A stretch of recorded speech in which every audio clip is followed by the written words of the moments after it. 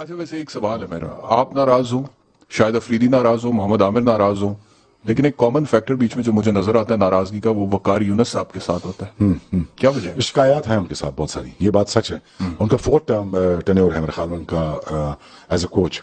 अब बहुत सारे सीनियर प्लेयर्स को उनके साथ शिकायत रही सही हैं, है। ठीक है। दोस्तों, शोएब अख्तर की बातें सुनने के बाद आप लोगों को मालूम हो गया होगा कि पाकिस्तानी टीम को बर्बाद करने में सबसे बड़ा हाथ अगर किसी का है तो वकार यूनुस और मिसबाह उल हक का है। दोस्तों, ये चाहते ही नहीं है पाकिस्तान में अच्छे खिलाड़ी पैदा हो। दोस्तों, अब्दुल रजाक, शोएब अख्तर, शाहिद खान अफरीदी, सरफराज अहमद, मोहम्मद आमिर और अब बारी है हमारे शहजादे बाबर आजम की, लेकिन ऐसा हम होने नहीं देंगे।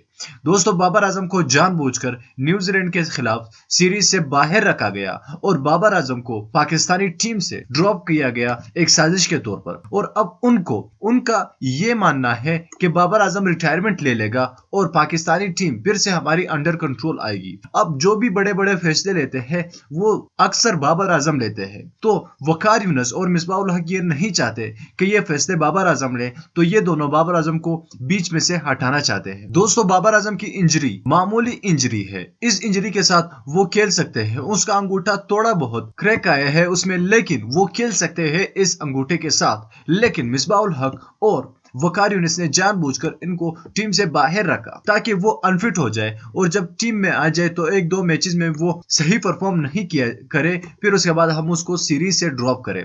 तो ये तो मोहम्मद आमिर की पॉलिसी बाबर आजम के साथ भी अपना रहे हैं।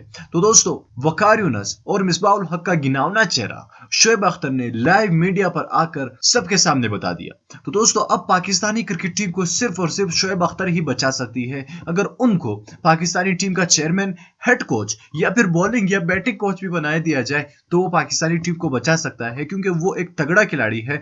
और पाकिस्तानी टीम में जो पॉलिटिक्स और साजिशें हो रही होती है खिलाड़ियों के खिलाफ, उनको वो कंट्रोल कर सकता है। तो कितने हैं आप में से जो शोएब अख्तर को पाकिस्तानी टीम का कोच देखना चाहते हैं? नीचे कमेंट बॉक्स में लाजमी बता दीजिए। और बाबर आजम को आप हर हाल में सपोर्ट करें। इस वीडियो को भी लाइक कीजिए बाबर आजम के लिए, और साथ में हमारे इस चैनल को सब्सक्राइब कीजिएगा। मजीद ऐसी वीडियोस देखने के लिए उस बेल आइकन पर भी क्लिक कीजिए, ताकि हम जब भी कोई नई वीडियो अपलोड कर सके उसकी नोटिफिकेशन आपको वक्त पर मिल सके।